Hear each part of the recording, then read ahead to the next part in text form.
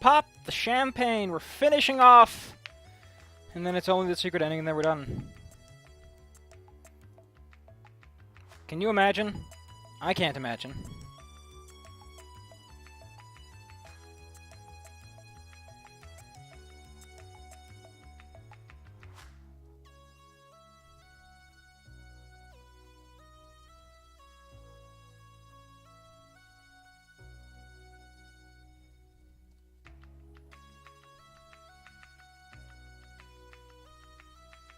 So, I like how this wasn't like... I guess this is the point, is Izumi never looked farther than her nose was long, as they say in Dutch.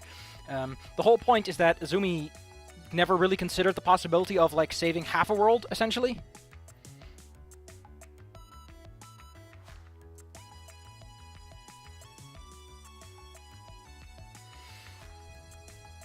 So, we're gonna be done with this, and then there's only the secret ending. I don't know what the secret ending looks like. Let me just pull it open for a second. Okay, so this is more lines than I thought.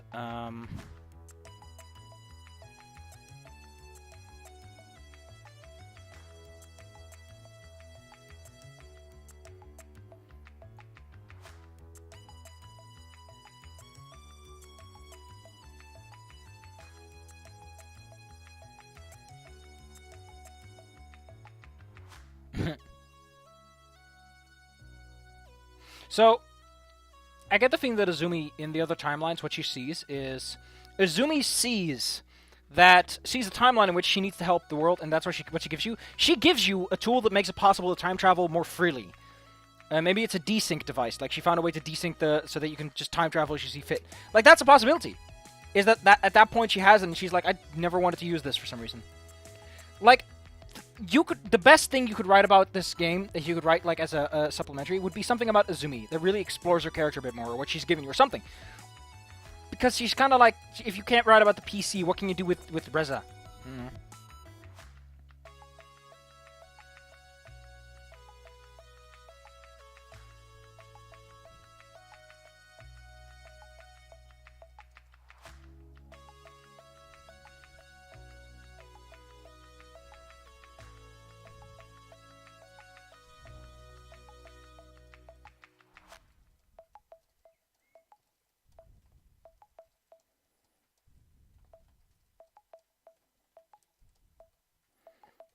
How many humans were left? Not that many. So, that's a lot. That's a big population boost. They're gonna outnumber humans.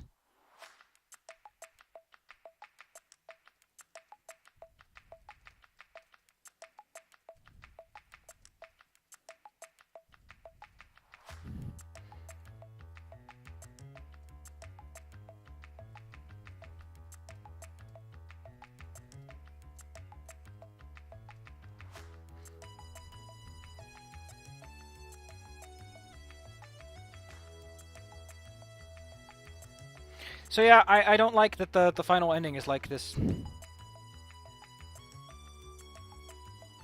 thing, really. It's a thing. That's what it is.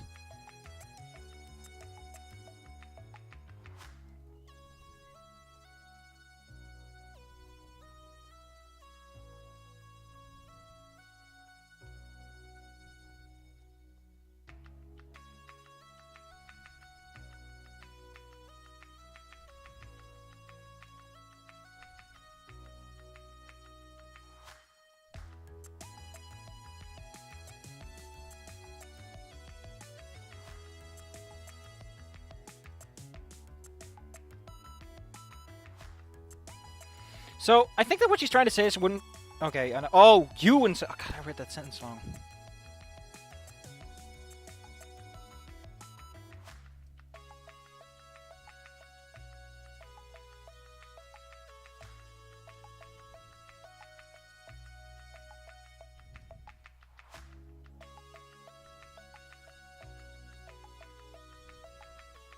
Except, dragons don't contribute much.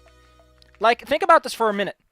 Dragons really only have physical labor on their side. There's not much they have that humanity probably hasn't invented by now. So what are dragons really going to offer in the long run? They're clumsier than humans. Humans are more free-thinking, so there's not much they can offer in a creative society. I mean, they don't even reinvent their fucking furniture, man!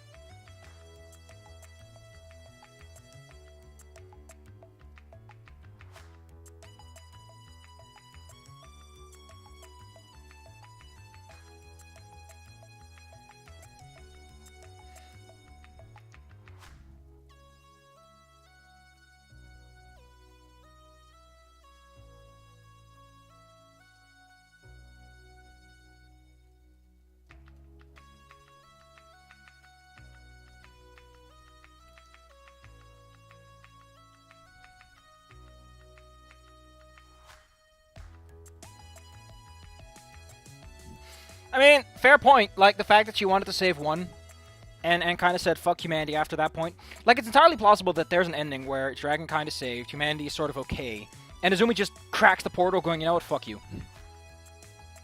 I like to imagine that ending's there. Like, early on she succeeds, but she's so blinded by her lack of faith in humanity that she's just like, fuck all of you. You get your generators, but that's it.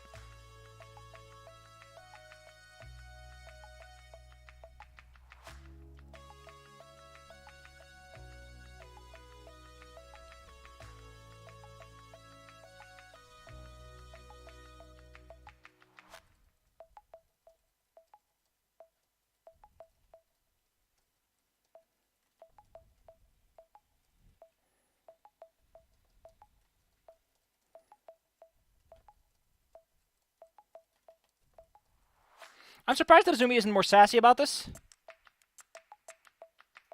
Because wouldn't she be like, ah, without me you'd be dead.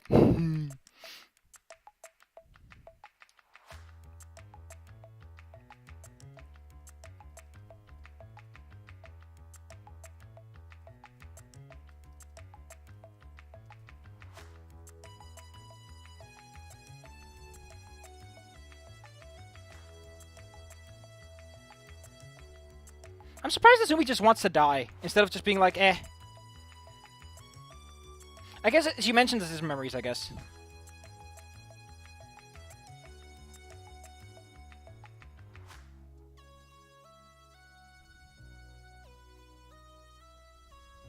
Also, I called them her children because it's kind of hard to capture the sensation otherwise. Her creations just sounds weird.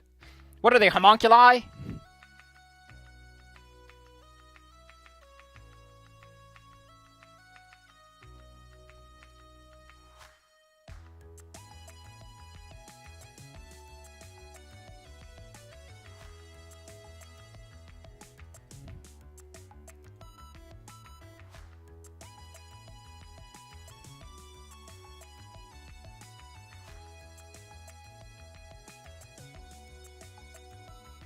Changing things a bit, just to give it more of a Dutchism feel.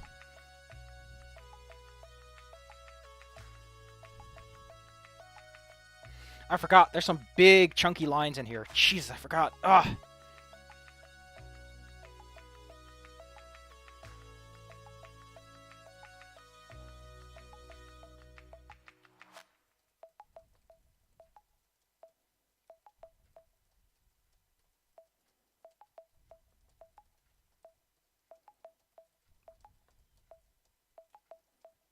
Except if you know that much, then what?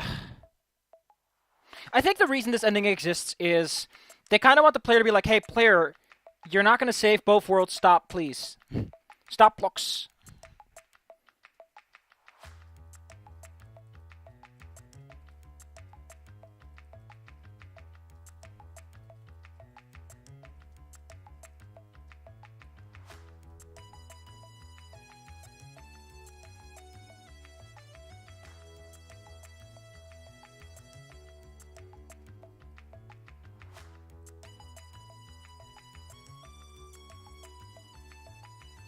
So, I have an interesting interpretation to this. Izumi quite literally sees future save files of the sequel. If there's a sequel, she sees that. That's what she sees. Because what you need to do to crack the code is pictures you get by beating the game. Which quite literally means your character has access to those pictures. They exist. They're some sort of physical matter. And Izumi can see them. And knows what's beyond. That's spooky.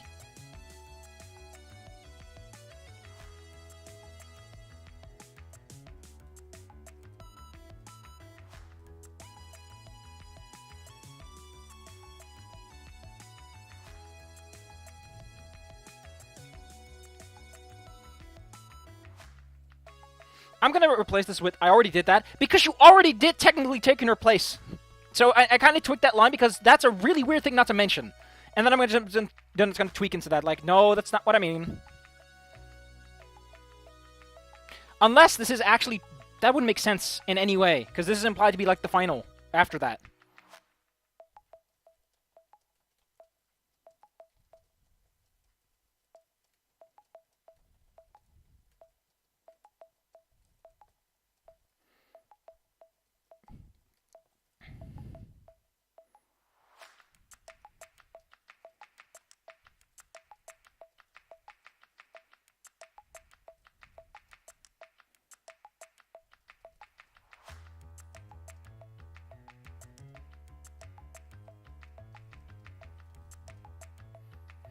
I like to mention the good way to you could do a lot with this, but what I like is the player character's old or old enough that he's like gonna die, and this is like his last thing. Is like, here, I give you this, go.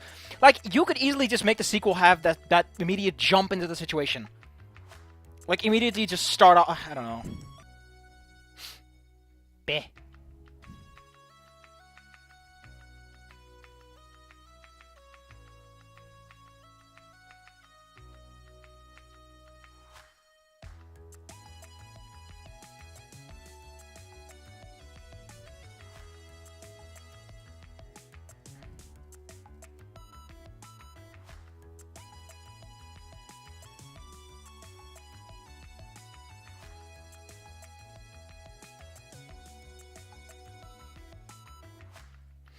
Actually, this might be a reference to like, hey, listen, if this game does good enough, I'll make a sequel. Like, this really feels like the author going like, hey, wink, wink, nudge, nudge, I might be giving you some, I might be making a sequel. Otherwise, if there's no sequel, you don't need it. Still, I like those kinds of nods of like the director going like, by the way, this is me talking to you. Don't worry about it. Wink, wink, nudge, nudge.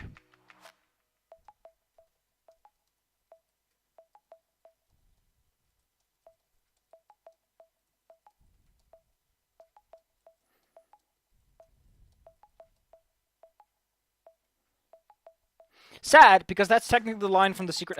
That's so sad. Instead, the one's going to be just sleep, which is so dumb.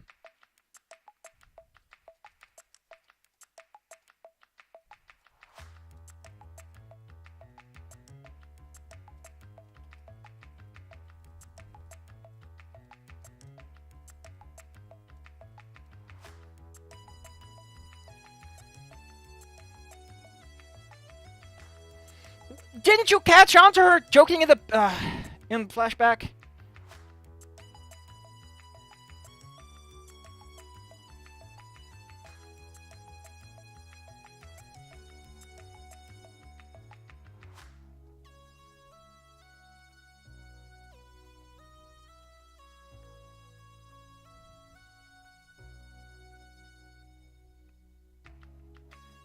I wonder what this means, though. Like, is Izumi coming on to you? Being like, hey, man, you're so cool. I know I'm dying, but I might... Maybe she's just losing lucidity and she's just rambling.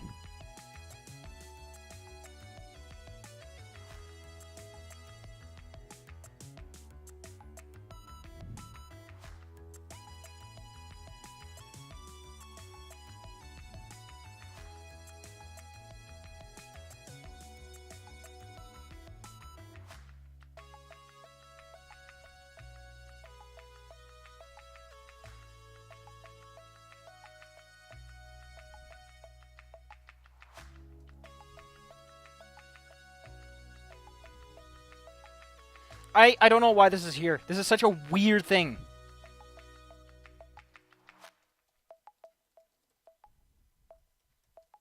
Also, there's a chance this might be fucked up.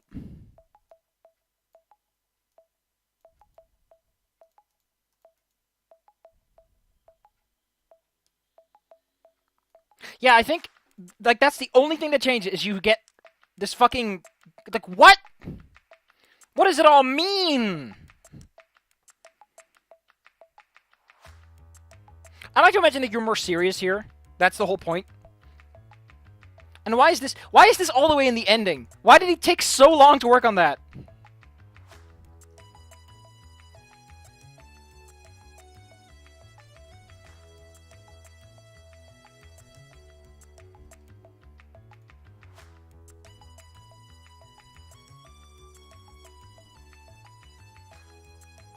Yeah, I didn't think there would be many music changes.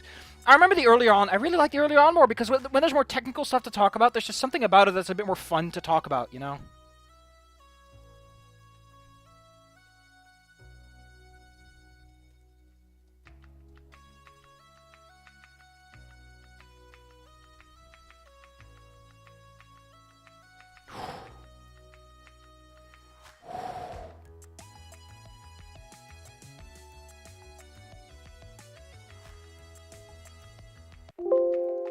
Doing some light research.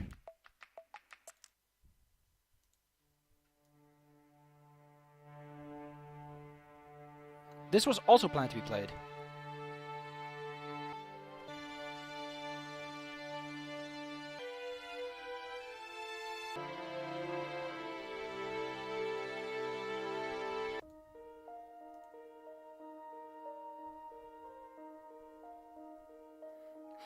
Big Hecky, man. Big Hecky! Ah!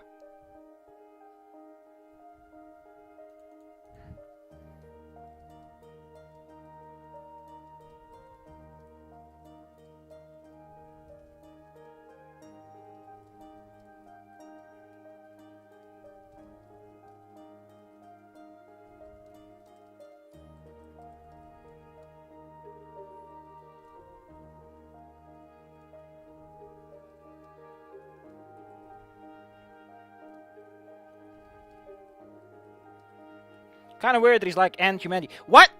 Since when do you speak for humanity, boyo?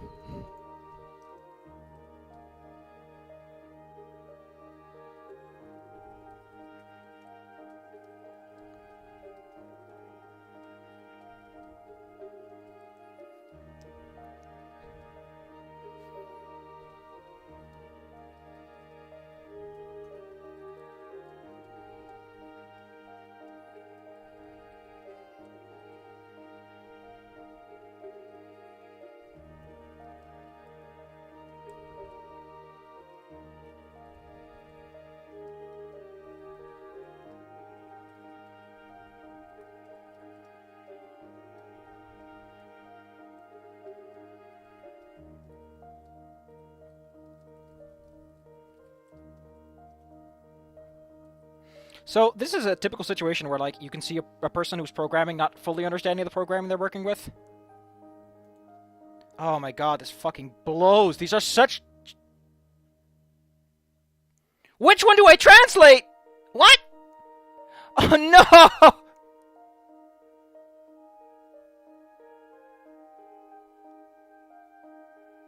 Oh no. What? They're in different text boxes?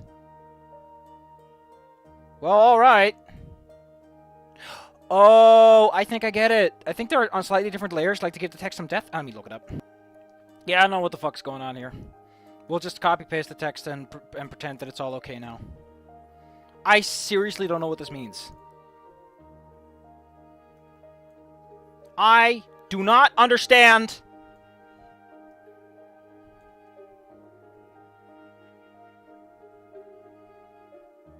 I really don't! Someone explain this to me! What's going on? Saunders, I need you! Why is there double text? Wah! I'm scared!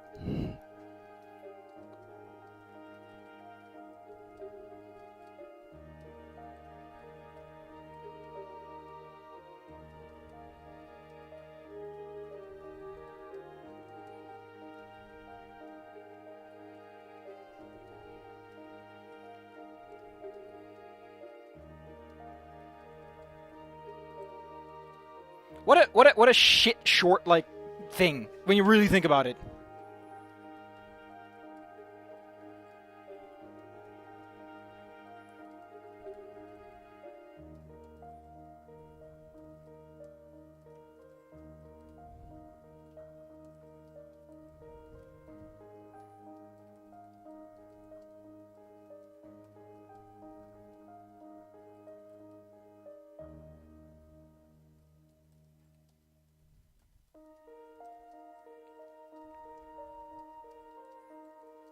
So, I'll be honest, and this is something that I mentioned before, that I'm going to be honest for once. But let me get to the point. Can I just ask why there's a murder mystery? Like the I'm going to pull the Steam page. This is not true. This is not true at all. Other than the investigation that happens like really early on, every investigation is really flat and straightforward.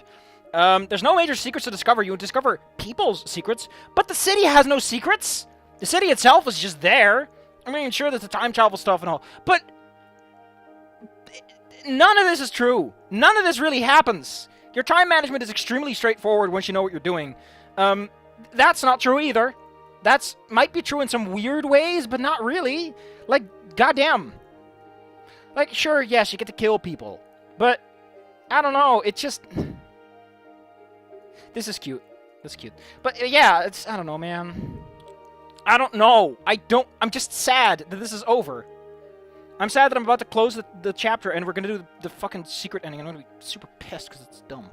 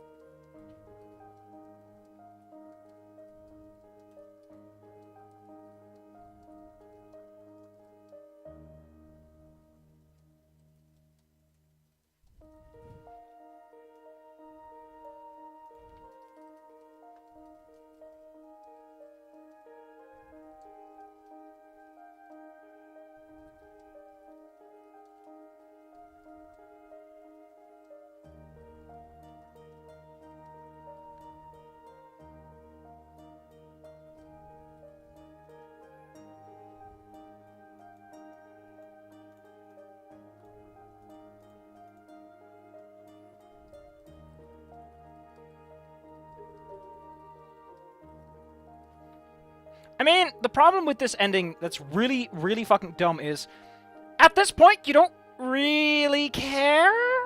Let me reestablish. At this point, the player really doesn't give a shit about humanity being, like, in Shitsville. When you really think about it, at this point, you're like, okay, Earth is in Shitsville, yay, or something, I don't know. Well, welcome to the big finale. Let's pull out Parting Song and say our goodbyes.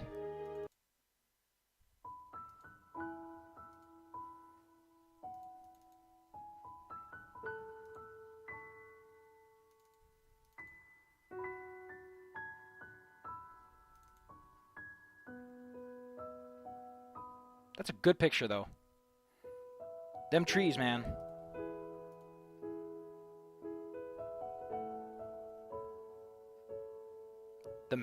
The map? Why the map? Why is this a part? This wasn't even relevant to the final ending. Why? I guess Emily's like the major point of it, I guess. If you're going to stretch it. But like, Emily doesn't do anything. She's just there. And that's the problem. Look at that brow. Look at that big brow. I'm angry. Thanks. Oh, the clerk. And then we get Damien. We get Zhang. Cutie Zhang. He's a soft boy. Treat him well. Then we get Damien. Which one does he use? Does he use Damien 1 or 2? That's number 1. We get Emira. Then we get the meeting. Don't know why you pulled that one up. You already showed Izumi. Then we got meeting Ipsum and Kevin. Fucking Kevin!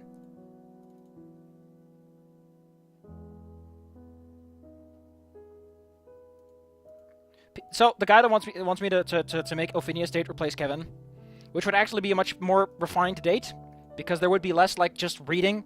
I'd make it a dynamic date. I'd put a lot of dynamics in it. And I wouldn't make it like, you have to do X, you have to do Y, or Ophinia doesn't care. No, I'd make it like, the big thing that changes how things go is, one, do play along. Like, if you play along with her at the end, she'll be like, hey, listen, are you just playing along for the shits and giggles of it? Like, she'll ask you a straight question. And there's one important rule. Ophinia's serious when she's serious. She's not the kind of person who tolerates fun and finagling. When she's like, listen, I need you to be straight with me. She wants you to be straight. And I like to imagine that if you sleep with her, like, the next day she's like, ah, fuck you. Here I was thinking you were someone nice. We got Lorem. I don't know, man. Is it... Even, like, let's just say... Would this game have been better without it? Probably. Lorem contributes very little to the overall plot, and Ipsum just kind of blows a lot of shit in the water. And then there's the sun. Meeting Katsuharu, who did something that Kevin did fucking not. Kinda sad. Kinda sad that you meet him in these conditions, though.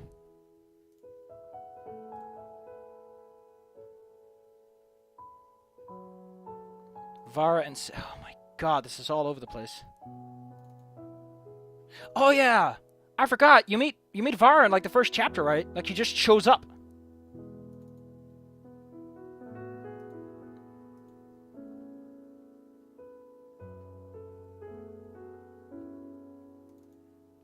Yeah, like Vara just shows up.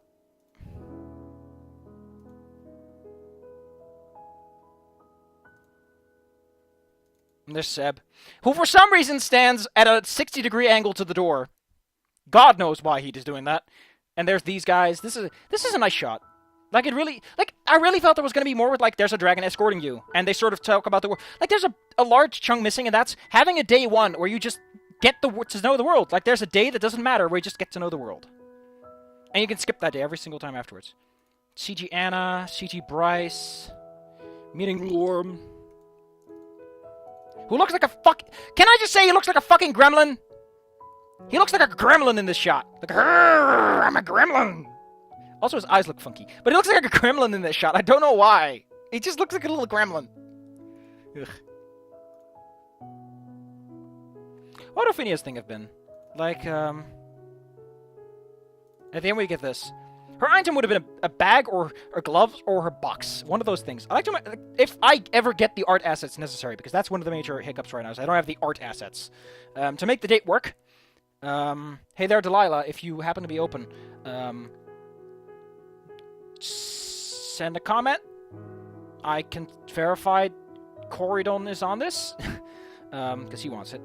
But, so to make, like, what defines her? I don't know. Like, the gloves is because... I like to imagine that Ophinia has, like, really human hands, and her hands look really weird to dragons, so she's, like, she hides them in gloves.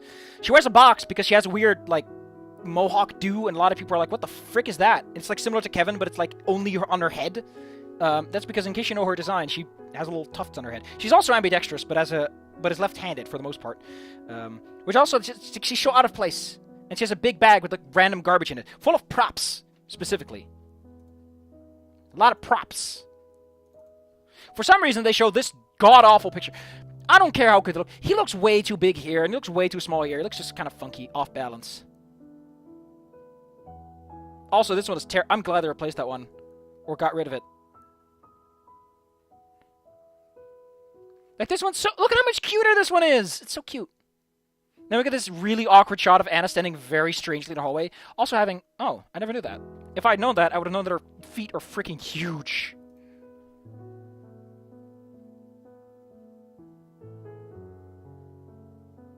CG1? What's CG1? Oh, that's him.